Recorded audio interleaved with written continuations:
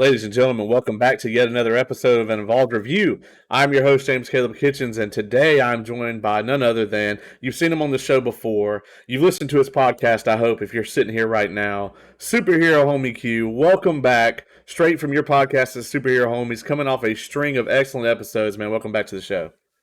Thank you for having me on, brother. I'm really looking forward to this one, man. It's always a pleasure when you have me on, even though I'm contractually obligated to be on so many episodes. So it's good to be here. Well, we don't even have to count this one because this is Okay. a special occasion for I think, for the superhero fandom.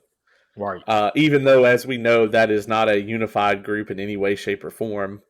Uh, No. and I am actually, our topic today. If you can't see the screen, if you're just on audio and you blindly clicked on this, I was going to call this a special edition, man. But I plan to probably do a lot more things like this. So I think I can stop calling these non-wrestling episodes special editions because I'm thinking that we're just going to do a lot more of this type of stuff. So Yeah, I think that'd be great, man. Like your what was it? The Bo Burnham comedy special that you did a few months ago. I thought that was excellent, and I watched your review on that, and I hadn't even seen the special, but I was like, man, that really makes me want to see it now to see what this is all about. and that was the hope. Actually, we got a lot of responses in that same vein, and I honestly think that's like one of my favorite episodes Yeah. that I've ever done because we got to just really go deep and analytical into some of it. I did have to go to war with the copyright folks over that episode, Really? but we got it approved, yeah, because you can. We put one of the songs in there from the special, and of course that triggered Gotcha. everything. Yeah. Um, but anyway, for those joining us to see the review of the Batman, which is why we're here, uh, we're going to do a very brief sort of no spoilers section of this. So we will definitely warn you when the spoilers are coming. So if you haven't seen it yet and just kind of want to get our take on it, just a little bit, we have two. I won't say completely differing opinions on the movie, but we definitely had different expectations of the movie, and I think that may be even more important here. Mhm. So we'll definitely let you know before any spoilers come up. We're going to do a very short spoiler-free section, then we're going to move on, and we'll let you know when that happens. If you want to listen to a more in-depth kind of analysis of the whole movie, like from a spoiler-free standpoint, guess what? We have the man right here. Go check out Superhero Homies podcast anywhere that you can get your podcasts. And they did an excellent review. I watched the movie and I could not wait for you guys' review to drop. And I've already listened to it and it was absolutely fantastic. So if you're listening to this, either before or after, go check that out. Oh, thank you, brother. Yeah, man, absolutely. So we talked about different expectations. My expectations for this film were pretty much non-existent, and you listed it as your most anticipated superhero movie of the year. Um, I didn't think I was going to hate it. Now, there's been a lot of talk about the Pattinson casting. When that came out, I think you and I had the same reaction. But then after we saw him in other things, that changed. Like, for instance, Right. when I saw Tenet, I immediately knew, okay, well, this is not going to be a disaster at the very least. Yeah, and the casting, especially the Pattinson casting, that was definitely the one thing where people were like, "Is this a troll? Is WB ever going to get their act together? What the hell is going on here?" And like you said, the casting reveal happened in the end of 2018. It was a while ago when Yeah, they first because dropped the casting. the movie kept getting delayed, and Matt Mhm, Reeves basically said, "You will not release this on streaming. It will be mhm. in theaters. This is a theater experience." And he's completely right. I mean, Christopher Nolan did the same thing.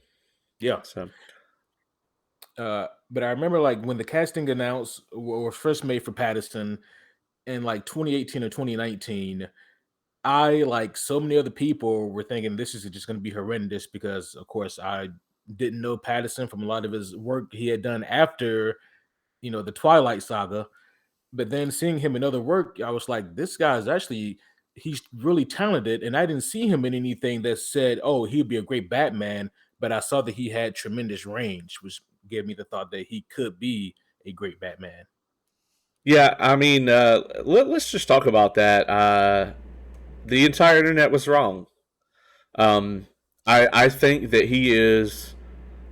I don't want to say the quintessential Batman. I don't think he's the best Batman. I'm of the opinion that that is going to be Christian Bale for quite some time, and I really don't want to say that that's a product of my age, like because for you and I, we grew up on the Tim Burton and unfortunately Joel Schumacher Batman. Um, and I even liked it, Batman and Robin, as a little kid because it was trying to sell me toys and I wanted to buy toys. Right. But Nolan's trilogy is so special, but it couldn't go everywhere, right? So it's just one version of Batman. And I actually listened to an interview with Christopher Nolan last night where he was talking about this movie, and he said that when he first started to take on the character, there was a guy at DC Comics. You would probably recognize the name, but I can't pull it off the top of my head. But basically, he was the guy in charge of saying, this is what you can and can't do with the license. And he told Christopher Nolan that Batman, out of any of the other DC characters, benefits the most from different translations of the character. And I thought that that was like, I mean, more than anything, it's correct.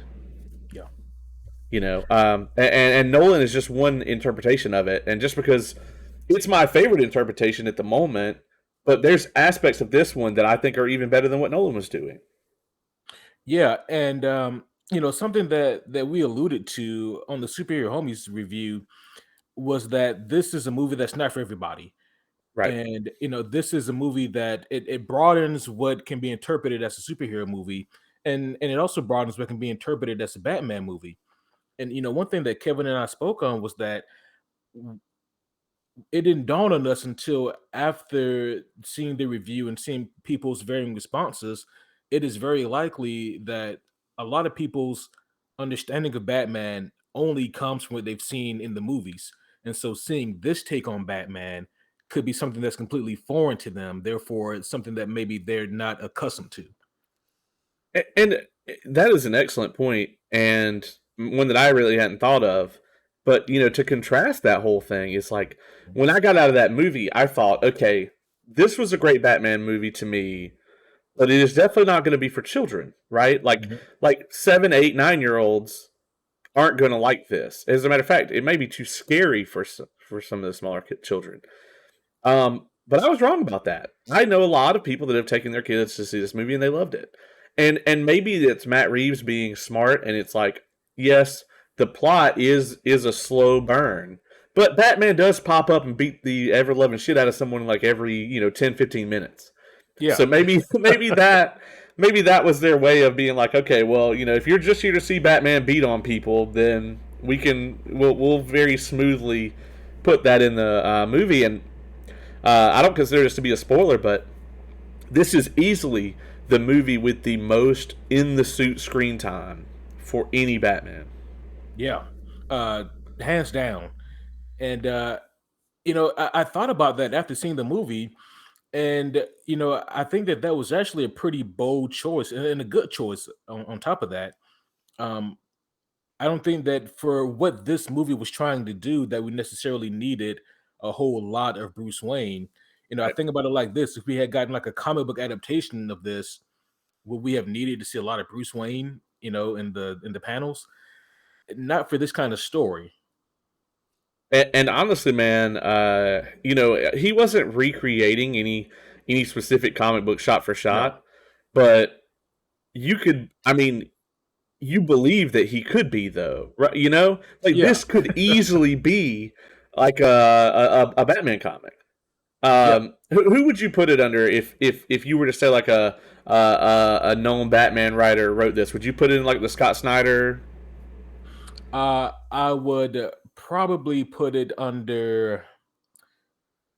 It's going to be close between Jeff Loeb, the guy who did Long Halloween and Hush, or I put it under like Brian Nazarello. He did a book called Batman Damned, which is a very dark, not for kids book, very gritty and rage filled Batman.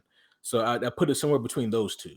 And I have not read the one you just mentioned, but I have read the other two, Mhm. both of the Jeff Loeb works, and Hush, as you know, is my favorite Yes. Batman comic. I read it pretty often. I don't know of very many comics that I've read more than one time, but that one's definitely on the list.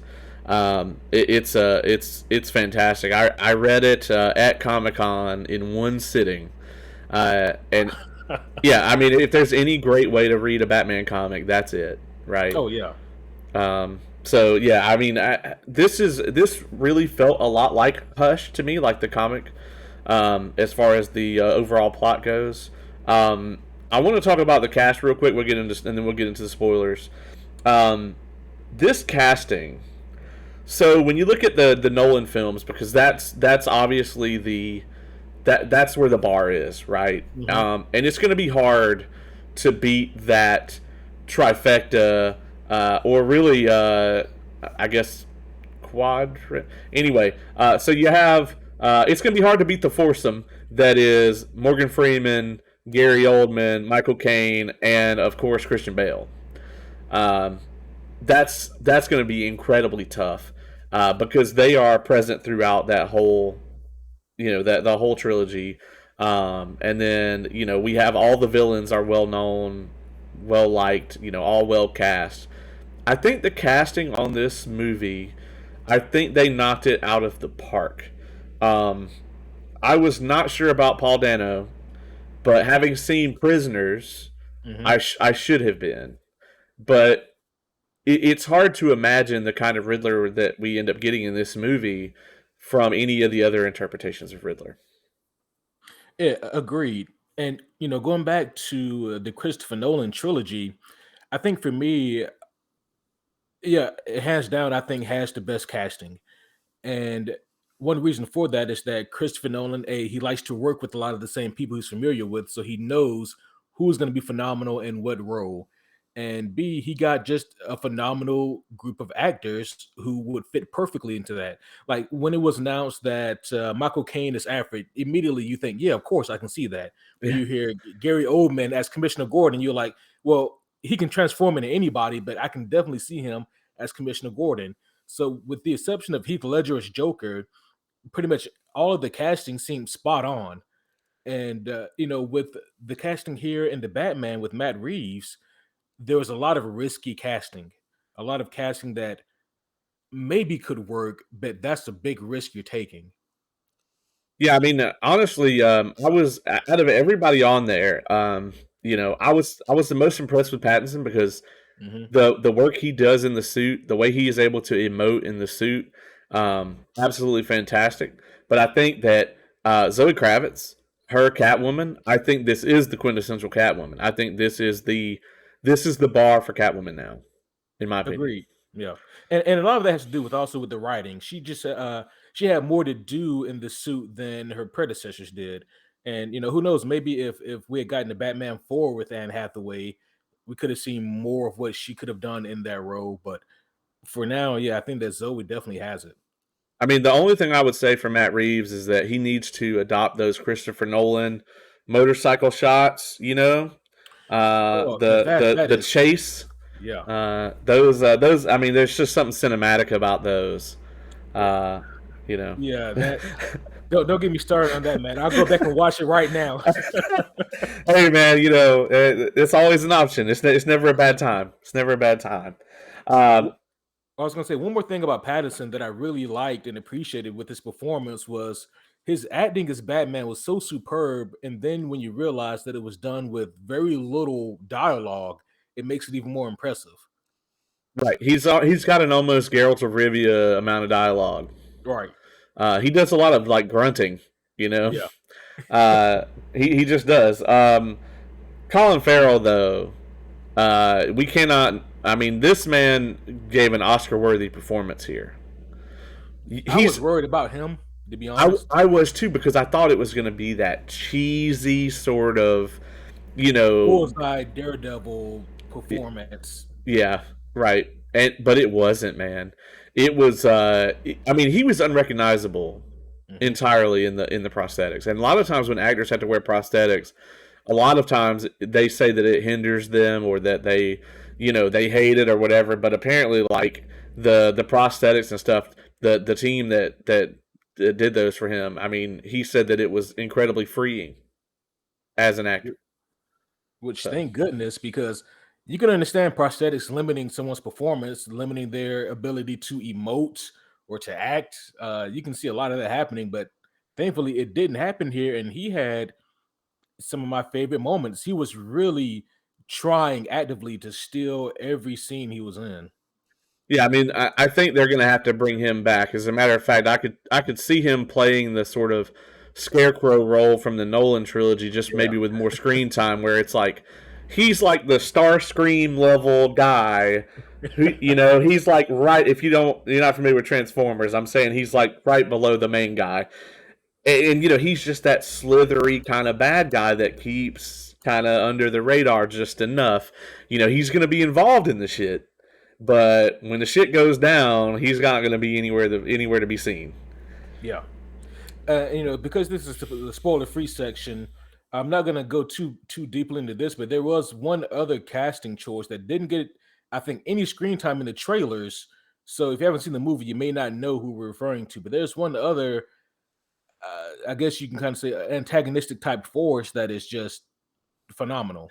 Yeah, John Turturro. Yeah. It's speaking of Transformers, he was like the funny like military dude in those movies, and he's in all the movies he's in pretty much that he's known for. He's this goofy, kind of energetic, over the top guy. Absolutely killed it in this. And then I also want to give a shout out to Jeffrey Wright, who I thought, Mhm. if Gary Oldman didn't exist, that he would be easily, hands down, the best Commissioner Gordon. Agreed. Unfortunately for him, Gary Oldman is like a superhuman, but I think it's still right there. Yeah. It's I'm a big fan of Jeffrey Wright's work anyway, but I loved Gordon in this, and I loved his relationship with Batman in this. Right. I'm the same way. Uh, I don't think that Andy Serkis was bad as Alfred, but I think in the sequel I need to see more from him before I can put him on, on par with a Michael Caine, or even the gentleman whose name escapes me, who was in like the original four Batman movies. We've never had a bad Alfred. We've never had a bad Alfred, yeah, It's which is all fascinating. right. Yeah, I mean, we've always had a good Alfred, but I think the issue here, with him is the way he was used in this movie, is that he is kind of a plot device. Mhm. And if that's what had to happen to make it work, then that's fine. But yeah, like I said, in the sequel, I really need to see something more as far in terms of an Alfred. Um, I think we can drop the spoiler filled or the spoiler free section here, though. Before we go forward, you gave the movie a 9.5 on your review. Do you still? Is that still your score today? You still feel that way about it? Until I see it for a second time, it's going to be a 9.5. I don't see it dropping below a 9.0. Gotcha, gotcha. And I gave it a 7.5 Mhm. in my review. And I think that in time, I think that it may go up rather than down. Because the more I kind of have time to talk about the movie and kind of ponder on the specifics of it, the things that I hated when I watched it in the theater bother me less, and the things that I really liked, I just really really like. So I'm gonna wait until second viewing as well to kind of cement that. But when I say I gave it a 7.5, it was very difficult to give it that score because, like I said, the things that bothered me a lot, but there was only a few, and then everything else, like I overwhelmingly really loved it. So I was really torn about this movie, and I think I still am to an extent, which is why I really wanted to do this review. Right. That being said, going forward, folks, spoilers, spoilers, spoilers. So, if you are still here at this moment in time, you've either seen the film or you're about to get spoiled. That those are your options.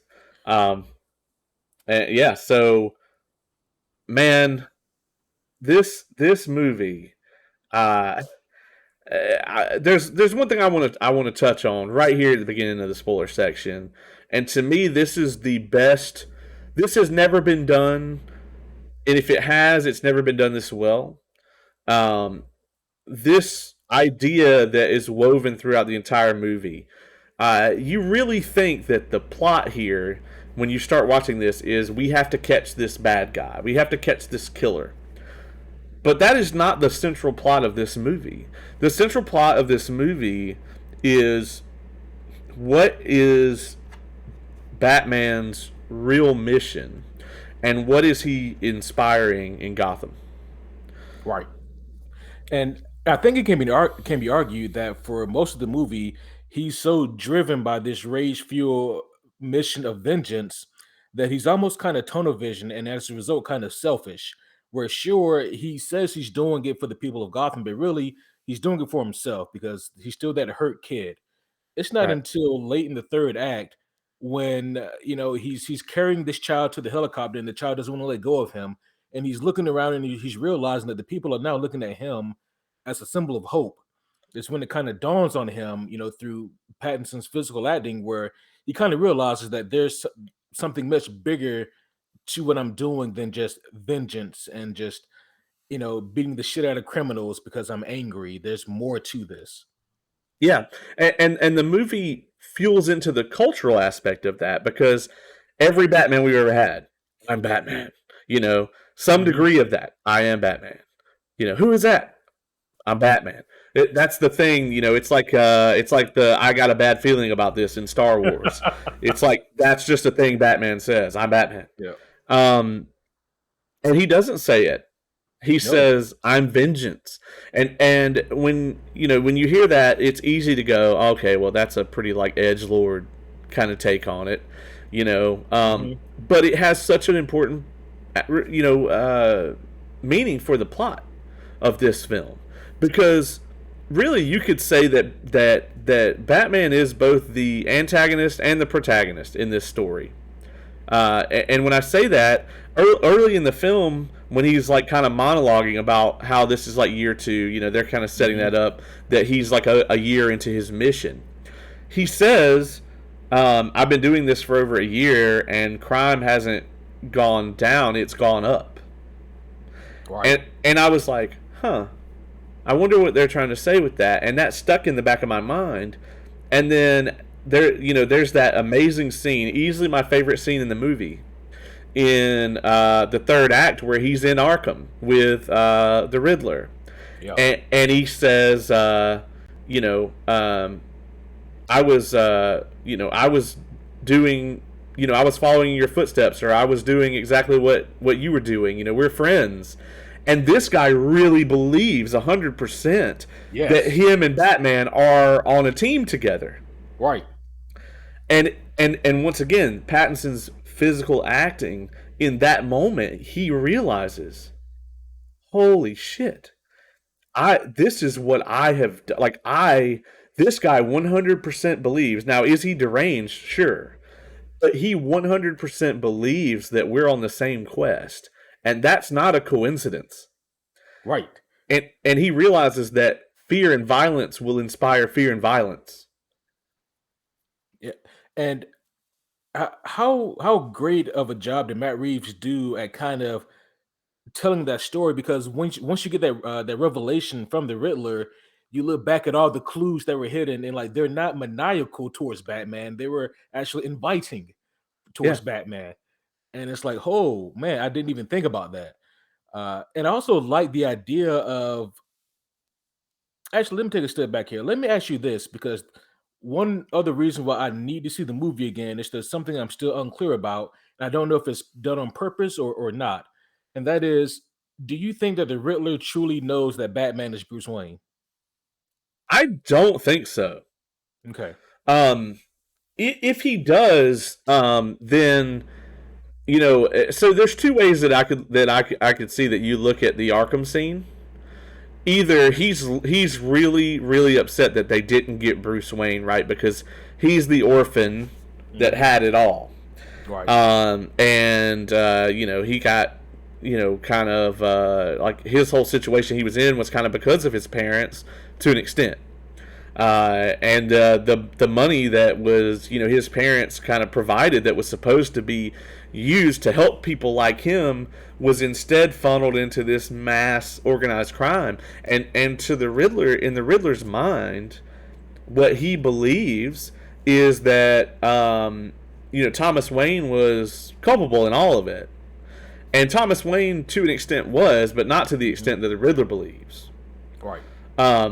But that being said, I think that's one way to look at it. That he was, when he's saying Bruce Wayne, and you can see Pattinson, the acting was amazing. Yeah. It was like, is he about to, they look at the camera, Right. know? So either in that moment he really doesn't know that he's Bruce, or he does know, and that bit at the end was because he still thinks that him and Batman are a team. Like, he still Right. thinks that they're on the same mission, and he was covering for him. Yeah. And again, I can't tell if that was done intentionally by Reeves or not. Right. Uh, but either way, I think that was kind of a really cool touch there. But the reason I bring that up is because I did really love the point how you already mentioned about how the Riddler talks about how Bruce Wayne and he are very similar, and then he also talks about how Batman and he are very similar. And you Right. have to think, how does that make Batman feel? Seeing that he Right. is both of those people. Right. Yeah. And one of the things I really loved about this is how often, like, him and Gordon are working hand in hand. Right. Right. It's he already trusts Jim Gordon. There's already a relationship there, but the police still don't trust him. And you can tell that it's creating problems for Gordon. Hmm. What Batman is willing to do. I mean, the scene where he's like trying to fight all the police. Yeah. It's like, okay, but you didn't have to do that. They were going to let you out of here. You know what I mean? Right. Uh, there's a lot of layers to it, and that's another reason I really want to see it again. But just the way that their relationship works, and then the way his relationship with Catwoman and with Riddler works, is it's like he reflects the three different, like, aspects of himself in those people. It's, I mean, Riddler is obviously the fear and violence, right? It's like this is Hmm. what he inspired, but also this is, if I don't change it, this will be my parents' legacy. Right. And then with Catwoman does not have his restraint about killing. And so she is what he easily could have become, which is why it's so important for him to save her, basically, from a morality standpoint, to bring her back from that ledge. And then you have Gordon, who is the, mostly by the book version. Like, Right. if he had been a detective, which he would have been amazing at, Gordon is like is kind of what he wishes he could be if he didn't have to wear the suit. Yeah. So I love that aspect of it. How he does not have a lot of dialogue in this movie, but Batman reflects those characters to Yeah. sort of make his character. Yeah, he does, and he kind of takes a little bit from all of them, as you mentioned, and by the end of the movie, he's kind of putting it all together, and I really appreciate that. And maybe that's something that isn't really fully been taken into account by some of the harsher critics on this movie. But this is not a complete Batman that we have here. He's Right. still very much learning, and he's still very much growing as a character and as a vigilante, as a superhero. He's not there yet. Yeah. We didn't talk about it in the first half, but Mhm. one of the areas where we disagreed was the soundtrack for this Mm. movie. I love the Nirvana, mix that they did for the main theme. That plays twice in the movie, and I think it's well placed both times. And I actually really love the main Batman theme, like the now famous Uh-huh. the dun dun dun, and and Yeah. and I think it's so different from the other themes, right? We have the old, like, cartoony one from, like, the '89 Batman, and then The that one wasn't Danny Elfman. Yep. right. That one wasn't changed until the Hans Zimmer version for the and the thing that really that struck me about of like the kind of passing of the guard there was when Six Flags, they have like a DC themed everything, like because they're, Hmm. I think, owned by Warner Brothers. They have a licensing deal with Warner Brothers, Yep. and there's the whole Batman area of the park, the Gotham City area of the park, and they always used to have the dun dun dun dun, like the old Danny Elfman Batman music playing. And I went there a few years ago, and they have the Hans Zimmer music that plays there Ah, now. And I was like, well, that means it's solid then. Like that's right. official that this is the main, accepted Batman. This one I think is so different from both of those themes. Hmm. What I don't like is that I feel like they literally play it for 2.5 hours, and by the end of it, I was just like, I mean, it's powerful, and I like Hmm. that they change it. It's not repetition. You're not sitting there hearing the exact same thing over and over again. But it's by the end of the movie, it got to where it was just like repetitive. I was tired of hearing that sequence. Um, Yeah, I can understand that, and but I guess for me the difference is like, let's say that you're playing a video game, an RPG even, and you hit a milestone in that video game, or you do something, or you hit this great big moment, you level up, whatever, and you get this crescendo in the music that lets you know, hey, you're on the right track, you did it. And then imagine that, like, if now for all these milestone or these big events in the video game, you don't get it, and it's more sporadic, and it's like, is this a big deal or is it not? I don't think that the music needed to be in it as much as it was for the movie, but for me, it did amplify the moments, and the way that it was used kind of helped me to understand even more the importance or the gravity of certain scenes. So, like, if it was a big action scene, like you mentioned, they would play it more bombastically. If it was like you know, coming to a realization from a detective standpoint, it'd be more sombersome. And so I think for me, like the music, it can definitely, I can see it grating on people, but for me, it just really amplified the experience as a whole. yeah, and I think it was used well. Mhm. There's parts in the movie where it's just scored really well. I just it's not on like a Hans Zimmer level to me, but Mm, what is right. not that Hans Zimmer has never done a soundtrack that wasn't fantastic, because I mean that has happened. But I mean all three of the Nolan Batman movies, those scores are immaculate. I also think it would have been to the detriment of this movie if they tried to do something similar to Hans Zimmer. I I agree. think, yeah, I think it was a smarter move to kind of try to do something different, but that still felt like Batman. Yeah, I agree, and I really enjoy the theme as a whole. I just think Mhm. that in this movie, which we haven't mentioned this, but it is 3 hours, Yes. so pee right before, because man, I have never had to pee as bad in my life as I did when I got out of that theater.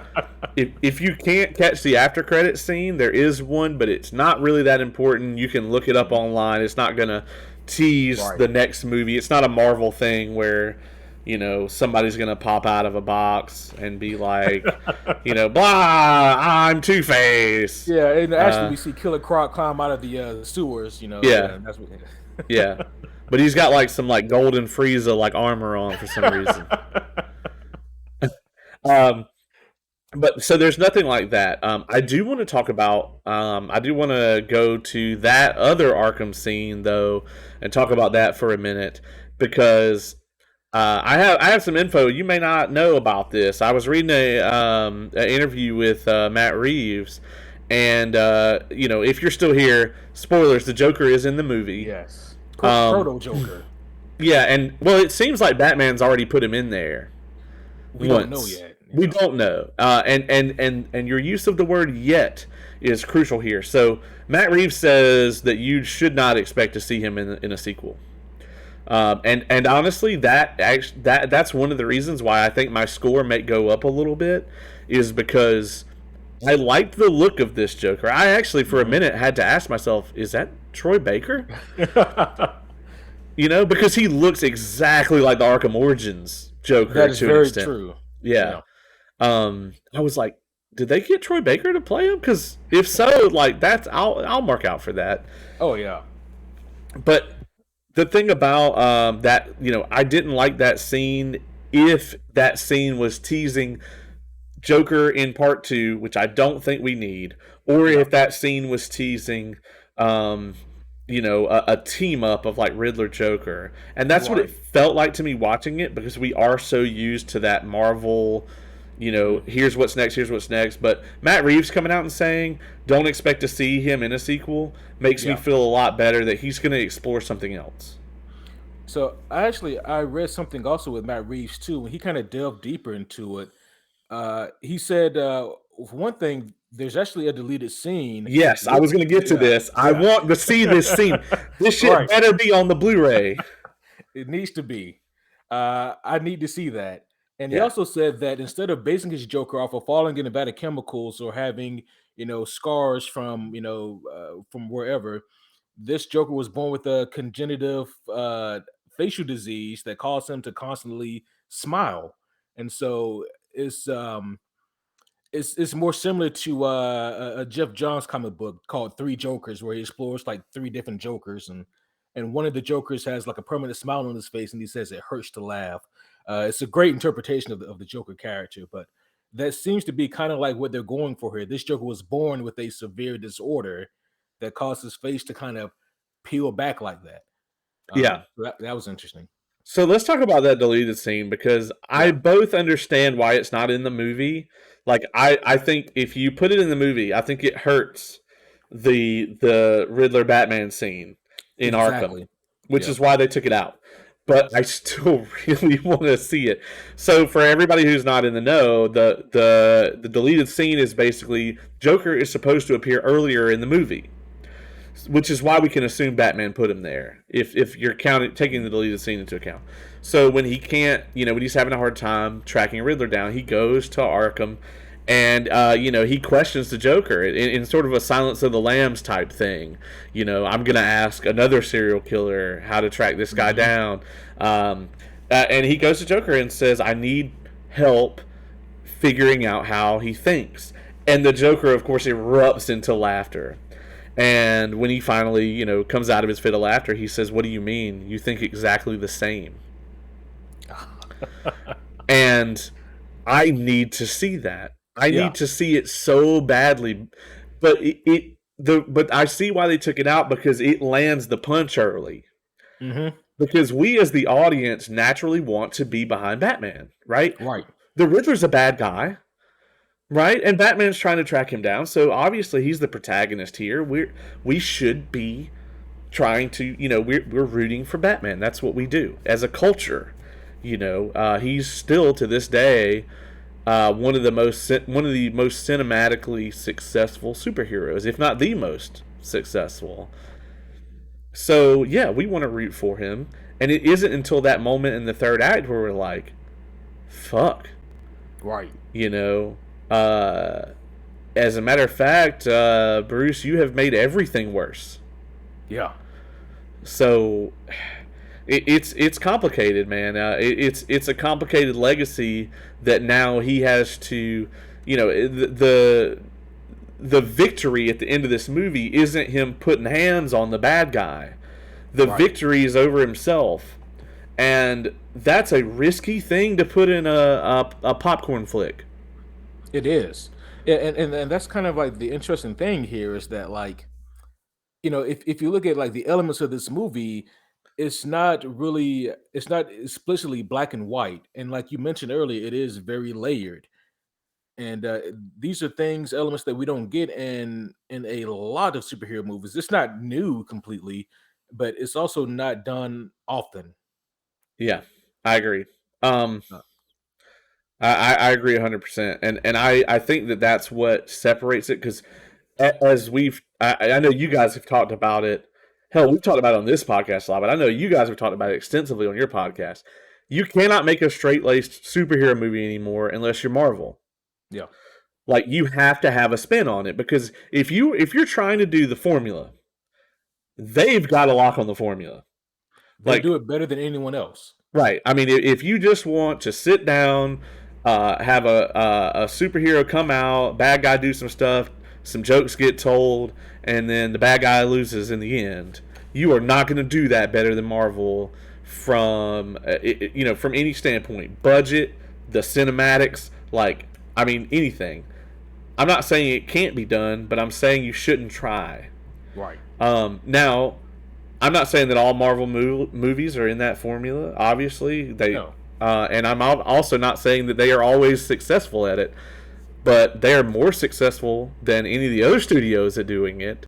And I think with all the superhero content that's out there right now, and I want to know what you think about this. I think you have to have an angle or a twist on the genre to bring something new to the forefront right now. You do, and you do for multiple reasons. One of those reasons is because, as you mentioned, Marvel has a lock on that.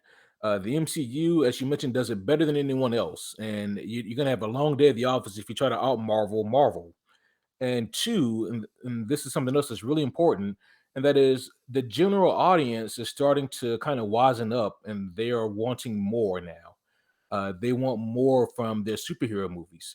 And so, even if you were able to do a traditional superhero movie formula better than Marvel, the general fan base is either going to say, well, that's like Marvel, or they're going to say, I feel like I've seen this before.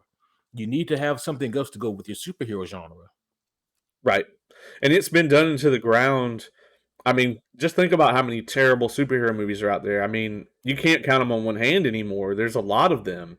Yeah. And so there's so much superhero content, but stuff that has put a twist on the genre, like The Boys, Yes. like this movie, the Snyder Cut. I mean, all that stuff's been very successful. I mean, I would even argue from a Marvel standpoint, you look at the top three most successful movies, Marvel movies, three of the six top most successful movies of all time, which would be Infinity War, Endgame, and No Way Home. All Yep. three of those, they're not your typical superhero movie. They all, they throw a couple wrenches in there. Hmm. When we get things, that come out that, like Invincible, for instance, Yep. that was another excellent work that I think is still underrated. Oh, agreed. I think people love Invincible as they should, but yeah, it is still underrated. Well, there's always that aspect of it's a cartoon, It's true. and Yeah. I think that for adults, and that's probably getting better as time goes on, just because like our generation is very much into like anime, which the generations before us is like cartoons are for kids. Right. But our generation, it's like we grew up with South Park. There's so Family many. Guy. Yeah. Yeah, there's so many. Just adult themed cartoons now, and then the concept like anime is such a huge thing now. I think that's going to go away, and I think we're going to have a lot more opportunities for some animated stuff to come to the forefront. I hope Star Wars so. had great success with that. Oh yeah. So And I hope we get more animated format. Like if you want to throw like a huge budget behind an animated, comic book adaptation, I think that's amazing. Into the Spider Verse is a great example of that, actually. yeah, Uh, I didn't even think about that one. That's another twist on the genre. yeah. And Into the Spider Verse, say what you want, has influenced No Way Home. We would not have a Yeah. No Way Home if it weren't for Into the Spider Verse, because people are like, well, I don't know if general audiences are going to take to this whole multiverse thing. Hmm. No, that was, I guarantee you, the green light to say we can do this and people will understand it. Yes. And then And now also, they're going to supercharge it with Doctor Strange. oh, for sure. Yeah. And also, and again, this speaks to Marvel's absolutely limitless budget. But in a lot of cases, you can do more with animation than you ever could live action. And like that's kind of another caveat is that you can just typically get more creative if you, kind of funnel yourself more into the animated standpoint. Right? Yeah, I agree, and also the budget concern is a lot less. Yeah. So it's a lot less for a studio to go. All right, we're taking this big financial risk on this. You know, um, but I think that this is a great to circle back to the Batman, because we veered off into comic Hmm. books as a whole, as we tend to do. If any of these people could hear our phone conversations, Oh man. our phone conversations could start off about like Star Trek Discovery, and then somehow we end up on like a autobiography about like Monet or something, like Right. just some off the wall subject, you know. Yeah. And so tangents is what we do here. But to circle all that back to the Batman, I do think that we will get more of this. Hopefully, it's not just Matt Reeves. You know, Hmm. hopefully we don't just get a Matt Reeves trilogy of this, and then that's it. Right. Um, what? Let me ask you this: do you think that if we get it, let's say we get a trilogy, um, and we may not. I would love for us to get more than a trilogy. Yeah. Like I would love for like Matt Reeves every couple of years, like let just let this man do a bat verse, and every Right. couple of years, like just have him put an entry in if he still loves the character that much, and I think he does have an immense love for this character, I um, agree. because a trilogy isn't really enough. Uh, No, it's it's not. it's not enough time to spend with Batman, and there's always the old adage in show business, you always want to leave him wanting more. But I think Dark Knight Rises did that. If there's a major flaw in that movie, I think Dark Knight Rises did that to a point that is perhaps unhealthy, because they kind of he wanted to tell a complete story in 3 movies, Hmm. but like we all felt like after that movie there should have been so much more for Bruce to be able to do, and maybe that's just because we all love Batman and we want to see more of him. Um, and the reason I bring that up, I want to see a Robin in this universe, right? But I Yeah. think a second film is too early, and I think you can't bring him into a third movie and then close it up. So that's where things get really interesting because, on one hand, I wholeheartedly agree with you. This Bruce Wayne is way too young into his career. He's not ready yet to take under a Robin, and he's still dealing with way too much unresolved trauma, even for Batman. Right. But on the flip side, after Jeff Loeb did The Long Halloween, he did Dark Victory, and in that book, that's when he gets Robin. And it's a direct sequel to The Long Halloween, and that's where we see Dick Grayson and the Flying Graysons, and we see the debauchery that leads to Dick's parents being killed, and then Bruce eventually taking him under his wing. All that happens in that sequel, and it's like, canonically speaking, that doesn't happen long at all after the events of The Long Halloween. And so if you want to say that this movie in The Long Halloween is considered like year two for Batman, and so if you want to say that, like, if we're following chronologically, they could do it, but they'd have to tell one hell of a story to convince me that this Bruce can do that. Yeah, I mean, because and we haven't got to this yet. Bruce Wayne is not really in this movie because in this world, Bruce Wayne does not exist other than Mhm, as a mask for Batman. mhm, There is no Playboy persona. Now, I love that aspect of the character. mhm. Um, I really do. I like how my filter here is not filtering out the Secret Lab logo that's over here. I like how it's cutting out everything except that. Like I can't even make Right. make it do it. Not a sponsor. Just something I noticed with my ADD brain. But that I love that concept of like, okay, well, Bruce Wayne's not really the main person. Like Batman's the real person, and Bruce Wayne is the mask. I love that dimension of Batman, and I don't know that it's ever been fully explored. They tried it a little bit in Forever, and they did a pretty decent job of it in Nolan's trilogy. But That in was the this, best. Yeah. yeah, but this does the best job of it, I think. The problem that I have with the way it's done in this movie, and we've talked about this, there's no way that people don't go, that's the dude that dresses up like a bat and runs around here at night. Yeah. I mean, yeah, I feel like that would make the most sense. And like, there's a bunch of like brain filler that you could try to throw out there to defend it, but at the end of the day, yeah, he doesn't know how to not be that. Yeah, And it's intentionally done, but you do kind of have to, unfortunately, turn your brain off in that aspect. You have to just, because yeah, this guy would absolutely be pinged as, like, I don't have any evidence, but I'm going to put him down as like a potential suspect to be the Batman right. just by looking at him and his mannerisms. you know yeah. I will say this though, because I too was concerned about that, about there not being a Bruce Wayne in this movie. But I have to admit, this movie didn't really need one. Agreed. Um, yeah, I mean, I definitely agree with that, and I think that it's done well, and we kind of referenced Alfred earlier too. Alfred kind of meets that same fate, unfortunately. Is he's a plot device here. I get why they did it because we already know that Bruce is standoffish from Alfred, but for years and years and years, Alfred's the only parental figure he's had. I really love the instant change from like "you're not my father" to Alfred is in danger. I have to do anything to go and save him. Right. And that's when he gives away that he really is emotionally attached to this person. And then Alfred was there to tell him the truth about the Wayne Foundation. Yep.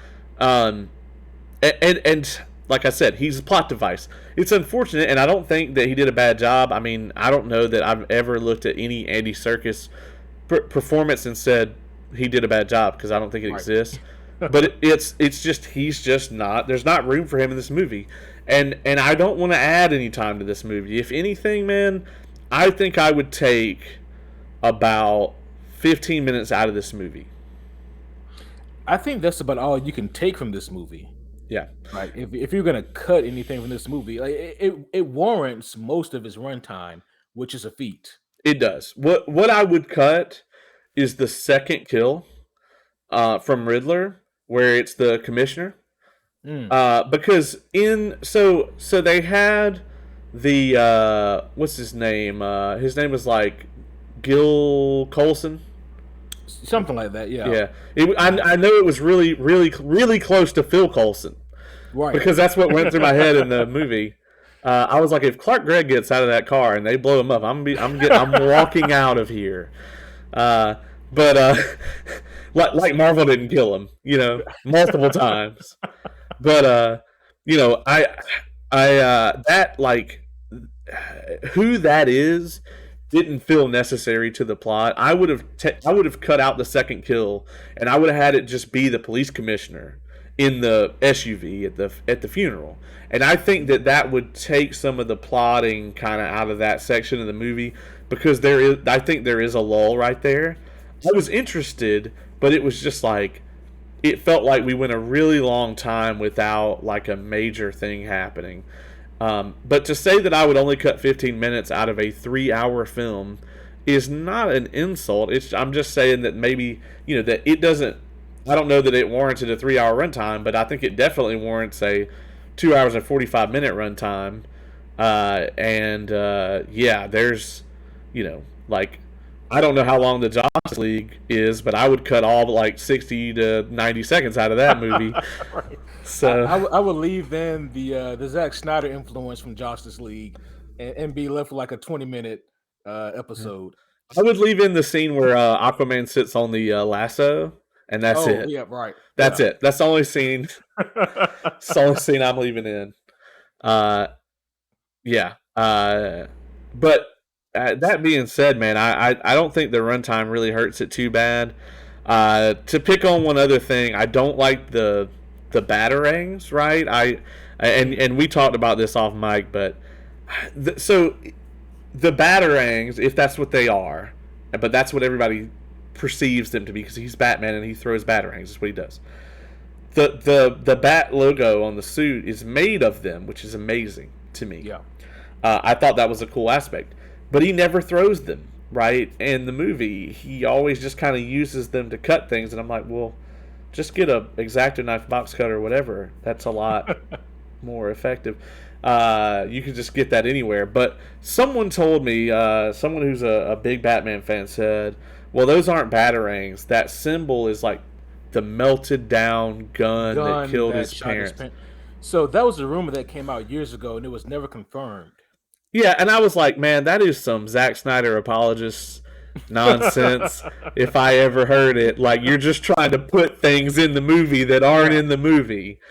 Uh, yeah, no thanks. I'm okay on that. See, I that's I was gonna Go say ahead. my kind of thing is that I don't think that there are batarangs, in this movie per se. Right.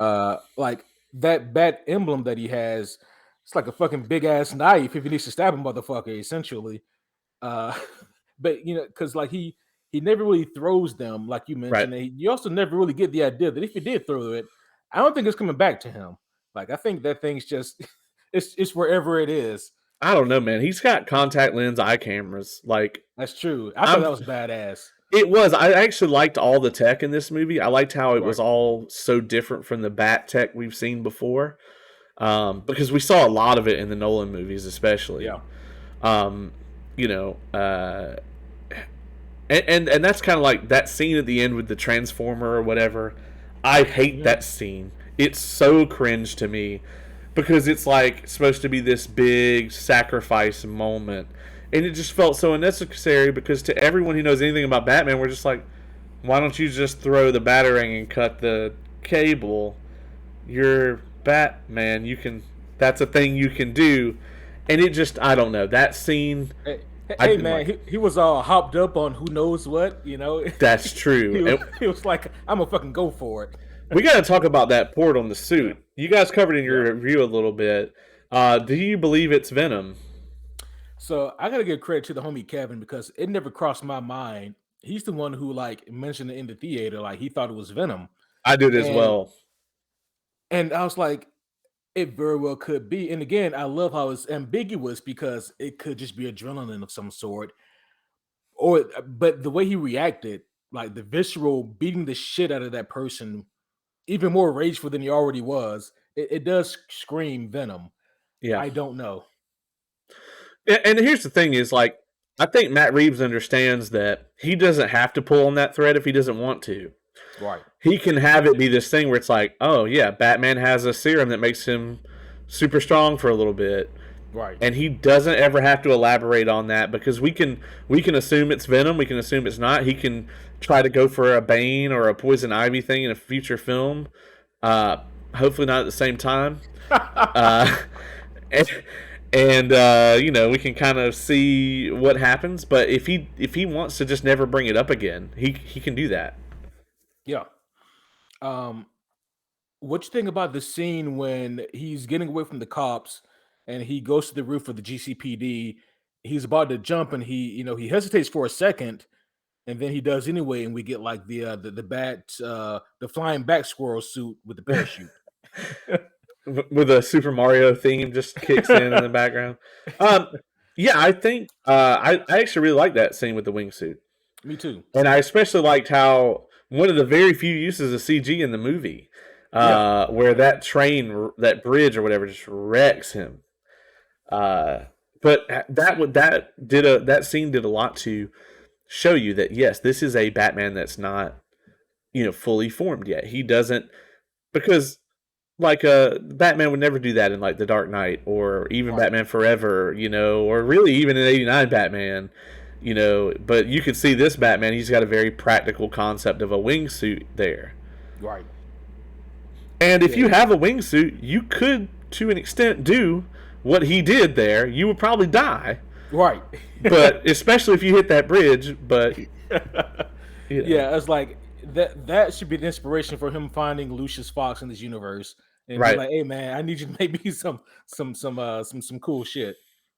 I love that his suit is like armor. Yeah. You know, it's not like the rubber or any of that stuff. It's armor. Yeah. Same with the car. I Right. liked the Batmobile here. The original design I didn't like. I Mhm. think I've liked every Batmobile other than the BVS one. You Um, like is that including the Forever and the Batman and Robin Batmobiles? the like just the standard one with the one fin on it. Yes, not the one that has the dividing ones. So the Forever one, but not the Batman and Robin one. Yeah, well, it's in both. Remember, the Batmobile Oh, that's right. gets destroyed in Yeah. Forever. Um, but you got to admit, man, in Forever, the Batwing and the Bat Sub were dope. Yeah, yeah. They Okay, they were maybe they, they just the were cool wing. toys. They were cool Yeah, toys. yeah. But the Batwing was cool in it all. Oh yeah. That was amazing. We didn't see the Batwing again until Dark Knight Rises. That's true. Yeah, we So saw the 89 and then Forever and then Dark Knight Rises. yeah, Um what I really dug about the Batmobile was the reveal of it. the You know, reveal you was amazing. yeah, like that high pitched whine that the engine made, and then how it sounded like a fucking monster. Yeah, and and you know the Batmobile reveal brought me back to this too. The very opening scene of this movie, amazing, amazing, Mhm. amazing, amazing. Where he's going through the monologue, and you have the bat signal up there in the sky, and it's so reminiscent of the opening of The Dark Knight. Yeah. Not the robbery scene in the bank, Mhm. but the one right after that where they're talking about Batman's impact on the city, and Mhm. it's like the criminals are looking around, and you expect, like the viewer watching it for the first time expects Batman's going to pop out somewhere Right. and he's going to wreck one of these guys, but he doesn't have to because his use of fear has made them afraid. He's got them looking in the shadows. He doesn't even have to be there half the Right. time. And I loved that whole intro scene. Oh, me Uh, too. it was flawless. You could, somebody that I watched it with, I actually said you could almost watch the movie like backwards, and it could be the finale as well. Yeah. Um, from a certain standpoint. Obviously, he can't show up and beat the bejesus out of that guy at the end. But you know, I loved that opening scene. I like how they took that section of the Dark Knight, which is familiar to everyone Mhm. seeing this movie probably, and then they just completely like flipped the script on it. Yeah.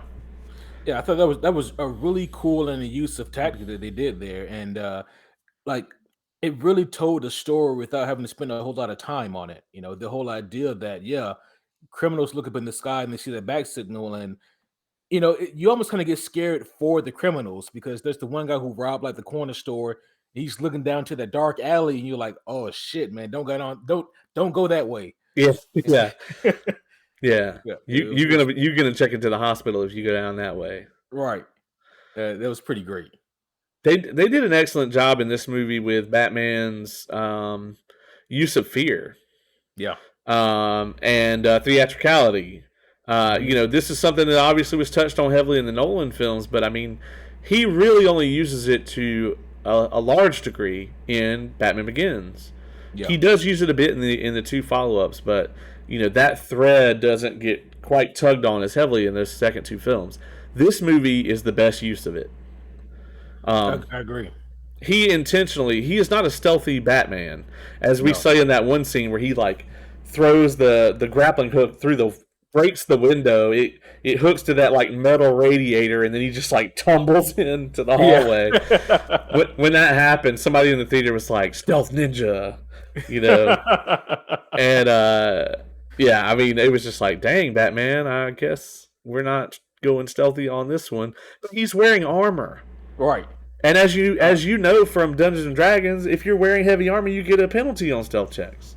right. I really dug the creative use of that armor in this movie. Like one of my favorite action scenes, maybe my favorite action scene, was when they did the least. It was in the dark hallway in the ice club, the ice lounge, when the goons were shooting at him with their machine guns, and that was the only light in the entire scene. Yeah, I thought, yeah, that was the cinematography in all of this movie is stellar, but yeah. that especially. And I hated that scene in the trailer Mm.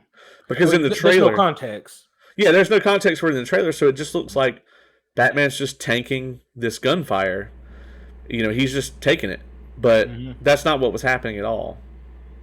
Yeah. So I also like how he dealt with the Goon twins on three separate occasions. The first time he dealt with them, he beat the shit out of them to get in. The second time he went in as Bruce Wayne and was able to get it and was able to get past them. And the third time he just did a stealth check to get past them. yeah, It's like like he's doing at least different tactics, and I'm glad he didn't beat the shit out of those two every single time. every time, yeah. Yeah. Yeah, agreed.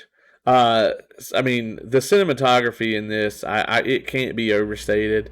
Yeah. In the at the end of the chase scene when like the car's on fire and he comes walking out and like the cape's like billowing and everything, it's just like, Oh man, my that's a gosh. powerful, powerful scene.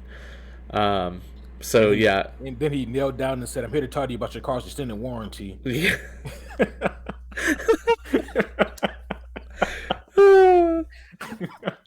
I would have died. Um, I would have absolutely died. But yeah, I think it's a good um I think it's a good point that this Batman is not ready to take on a Robin yet. hmm So if he's not going to do that, what do you want to see in a sequel? Um, I think now more than ever, I think we're ready to get another Mister Freeze. I would really love to see that. There were elements or there were Easter eggs for Hush, and Matt Reeves has recently said that he would like to use Hush. And so that would be very cool to see as well. My Uh, only issue with Hush, and I actually thought that Hush might get revealed in this movie. mm, The way that the pieces were going, I was like, what if right, there Hush is in the is, yeah, yeah. yeah, yeah. Not to mention, there was that like reporter or whatever hmm that Falcone killed for for the Thomas Wayne. Waynes, Yeah, yeah. and I was like, what if he's like still alive and like that's Hush, Oh or yeah, I also thought that we may get a scenario where the Riddler was that guy's son yeah. that got killed, and it was kind of like, because I thought that would have been an interesting dynamic. Is it's like he's after the dude to kill his parents, Right. and that's Batman, to him, because it was like the sins of the father thing that they allude to in the movie. Yeah. That would have been interesting, and they probably toured around with that idea to some extent. The thing that I really, I was losing my shit over in the theater, and then like I kind of got floored by it when it didn't pan out. Is when he's leaving the clues and he's talking about the bird, the stool pigeon or whatever, Yeah. and they keep going to different birds. They go to the stool pigeon, they go to the Right. penguin, they go to the falcon, To the and I Falcon, and yeah. I was just like, please let it be an owl. Like, please let that be the reveal. Oh my Uh, gosh. and because this would have been a perfect Court of Owls setup It would have been. with this idea that the Waynes actually funded this massive like criminal Yeah. organization from the shadows.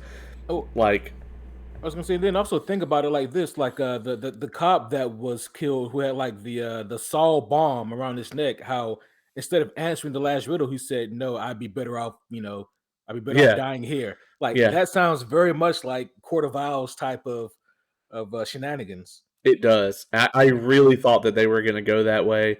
I can't say I wasn't disappointed Yeah. when they didn't, because Right. that would have been an incredible reveal. So I think maybe that's what I would want to see most, is maybe they could still layer that on hmm top of this plot and say the Court of Owls, like maybe the Waynes were part of that, Right. and then they maybe had good intentions, but after the Waynes died, someone else in the Court of Owls took over, and that's kind of how they use that money to fund these criminal organizations.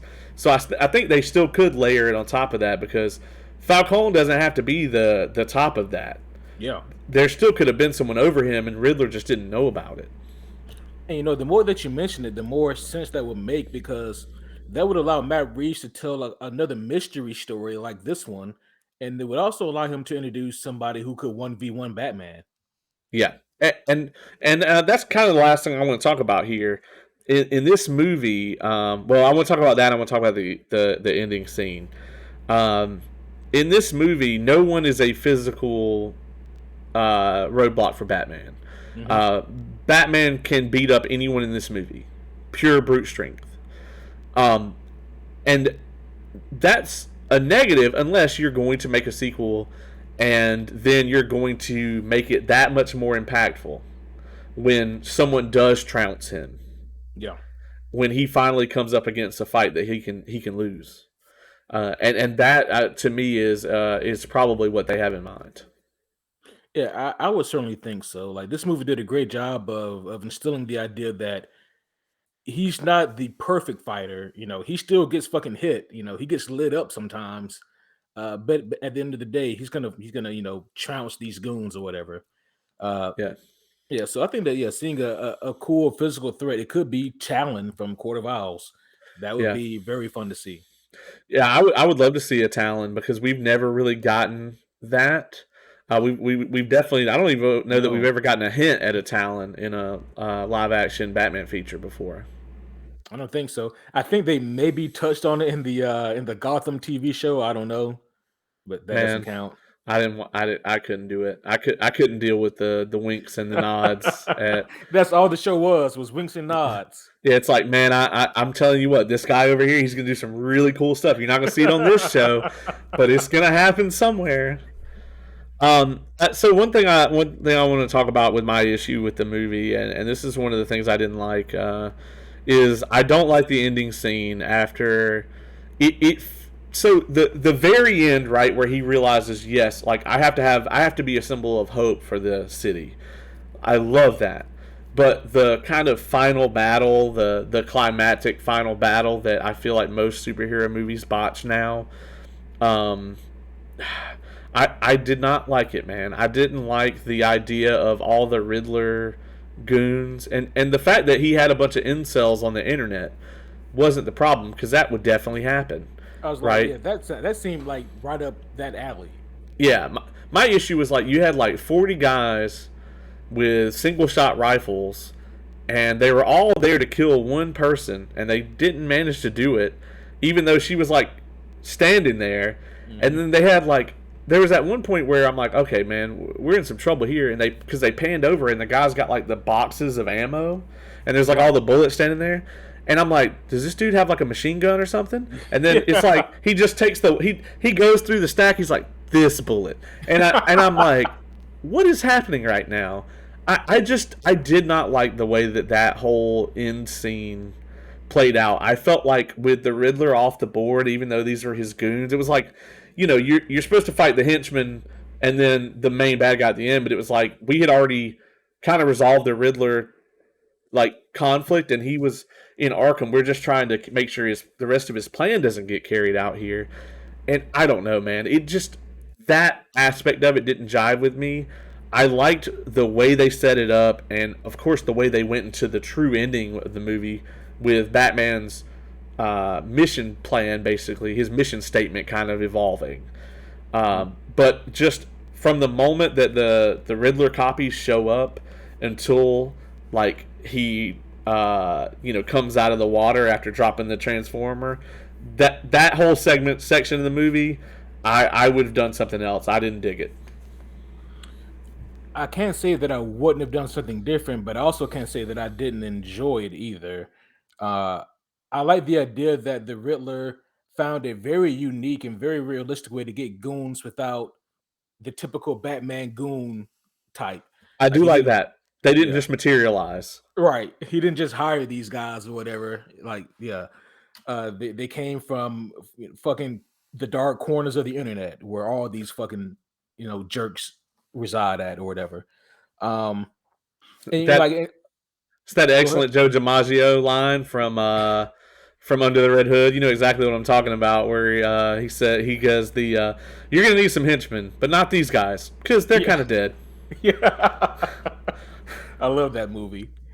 Um, but I think for me, what I really dug about it also was, you know, not to make things too grim or whatever, but just over a year ago, we had a bunch of people storm the Capitol, and they were trying to follow the lead of somebody who was way less smart than the Riddler, Right, and and as a result, they got way further than what I thought they could have ever gotten, and they did more damage, and they were a legit threat for a half a second there, and shit was wild, and right, because no one saw it coming, and even those people, as idiotic as they were, had a semblance of something that could resemble a plan, and they tried to execute it.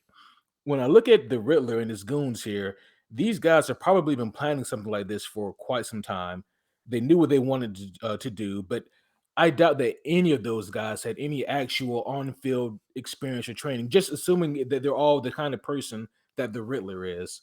Right. Uh, and so when we get to that scene there, yeah, I believe that yeah, they would probably botch the shot. They would probably have way too much ammo for what they wanted to do. The plan would only make sense in theory, but not in practicality. And so like I didn't have a whole lot of problems with that scene. Was it a little jarring to go from what we had to that? Yeah, I'm not gonna say that it was like that it lined up perfectly, but I thought that in terms of what they were trying to do, I could see how it made sense to me. Yeah, I could see that. On that note, man, Paul Dano has got to like actually be a serial killer. That's Uh, what I said, man. He has to be. if you watch There Will Be Blood and Prisoners, if you haven't seen Prisoners, super fucked up but amazing film. Have you seen it, Hugh Jackman? Yeah, I seen that one. The Hugh Yeah, Jackman flick. Yeah, yeah. that It's was a great movie. if you like movies that have happy endings, though, do not watch that shit. It is like No, one of the most depressing films, but it's so good. But it's ultra dark. I mean, it makes this movie look like Mary Poppins. Like it really does. it is It's a very dark flick. it's super fucking dark, but he's amazing in that. He's great in There Will Be Blood. So you mentioned There Would Be Blood. That's another great flick that is kind Yeah, of fucked up. and then this movie, you just can't convince me that Paul Dano has not done some fucked up shit. Yeah, That or he's just extensively researched people who have like serial killers and things like that. So that's what it felt like, and and that's kind of the scary thing, man. Because again, not to make shit too fucking grim here, but there was a theater shooting that happened during the Dark Knight Rises, and that fucking clown said that he, to an extent, he was loosely inspired by Heath Ledger's Joker, which is why he dyed his hair, even though it was the wrong color. And he's like looking at Paul Dano's performance here. I'm like, this motherfucker could not only inspire people, but he seems like someone who's inspired. agreed. Yeah, and in world, he was inspired by Batman, Yeah, and that's the plot, folks. yeah. Well, that being said, man, anything else you wanna cover? I know you've spent hours on Mike talking about this movie at this point. Yeah, man. So again, this is spoiler filled, so I'm assuming that everyone here has seen it, but I can't stress this enough. This movie is not for everybody, and that's okay. Yeah, Uh, this movie is it's not supposed to be. But the things that this movie does well, I think the movie just does really, really well. I love the mystery aspect. I love the fact that there's actual riddles to be solved here. I love that this version of the Riddler, and by the way, they used his real name, Eric Nashton. He changes it to Enigma later on. yeah, Um, I caught that too. yeah, yeah. I dug so much of this movie. You can tell that they were real research for this movie. That they did the research on like how things would go in real life and also how things happen in the Batman comic, and the two meet in the middle. Um, I thoroughly enjoyed this movie, and I cannot wait for a sequel. Yeah, man, I agree. I thoroughly enjoyed it as well, and I do think maybe on a second watching, my score might go up. Like I said, the more I think about this movie, there's just things in it that I like. There's things in it that are done better than are done in any of the other Batman movies, and I think the central plot is one of those. So if you haven't checked it out, if you're, I mean, hopefully if you haven't checked it out, you're not still watching this. But I encourage anybody to go watch it. I'm probably going to go see it again. 45 days is a long time to wait for it to be on HBO Max. Yeah. I am glad we're getting it in that amount of time though. Um, but I would definitely check this out, and not to mention, man, I know we plugged that at the beginning, but Superhero Homies podcast. We got the man right here, and they have some incredible content. I know you guys just reviewed what Diabolical We did. We as just well, yep, the boys presents Diabolical. and Peacemaker Yeah. And coverage on that. Peacemaker. Yep. And we actually covered all four live action adaptations of The Punisher for his 48th anniversary. That was a lot of research and a lot of fun. Yeah, I haven't listened to any of the episodes we just mentioned yet because I'm not caught up on Diabolical, even though it's hard to spoil that. But Right. apparently, the last episode of that is actual canon. It So feels like it. yeah, they confirmed it that it is Okay. actual canon.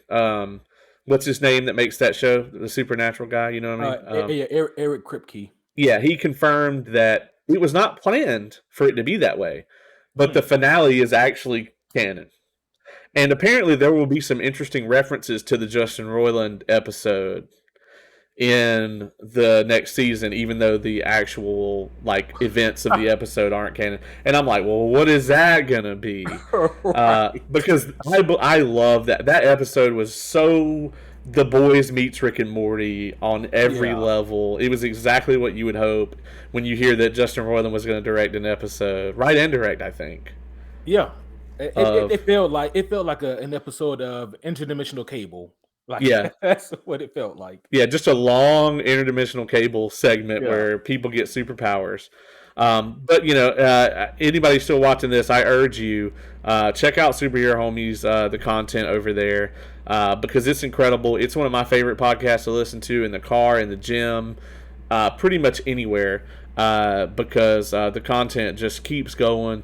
And hey, if you go over there, you like what you hear, go ahead and check out the Patreon page as well. Because there's some even more awesome stuff over on the Patreon, like the rant, which is episodes that I have been on where we just kind of take random topics and see where it goes. Yes. And you guys have kind of like non-superhero movie reviews over there as well. The Witcher, Mandalorian, stuff like that. Right. We recently did the latest Uncharted movie. You can hear all of our thoughts on that. Uh yeah, not gonna spoil any of that here. But yeah, definitely check out that if you're were a fan of Uncharted or if you've seen the movie. But yeah, we always have new stuff coming up. There's actually one that I'm really looking forward to. Might have to get you involved in this one. But we do plan on finally doing a comparison episode where we watch the original David Lynch Dune movie and compare it to the new Dune movie. And talk about the similarities and the differences, and which one's better. You might be surprised. Have you seen the David Lynch Dune? I have not. Okay, okay. I would be down to come over there and watch as much of it as we can physically stomach offline. Actually, you know what? Maybe you guys should watch it, and then I'll come over and watch a new one, and then we can discuss. Because I've sat through it one time, and it was one of the hardest things I've ever had to overcome in my entire life. It was bad. That's why it's so important that we watch the old one first. Because if you watch the new one first, then there's just no hope for it. Good Um, God. Yeah, it's whew, that's gonna be something to sit through. I'm definitely interested in talking about Dune because Dune was my movie of the year for 2021. Um, that's whether saying something. Yeah, whether this will be my movie of the year for this year or not depends on very heavily on what happens with Doctor Strange. Agreed. I don't know what could derail it if Doctor Strange doesn't do it. Now, it is possible that the new Dragon Ball Super movie could just be like the best thing ever, but judging by the trailer, I don't think that is going to be the case. Yeah, me either. Yeah, It looks like a great Saiyaman movie, it and does. I don't know that anyone wanted that. I can't say that because like I think it's like 1 out of 5 DBZ fans that I run into are like Gohan never got his chance, so Yeah. Why does he still wear glasses? He shouldn't need glasses. yeah, he's a Saiyan. I think he just Right. does it to look nerdy. It's just for effect. Well, that being said, man, we've been at about an hour and a half here, so I'll go ahead and wrap this one up, man. But thank you for joining me. It's always a pleasure to have you here, sir. Thank you for having me on, man. I always love being here. And to everybody else, stay tuned. We got some great content coming out here. Once again, check out the Superhero Homies anywhere your podcasts are found. And as always, this has been an Involved Review.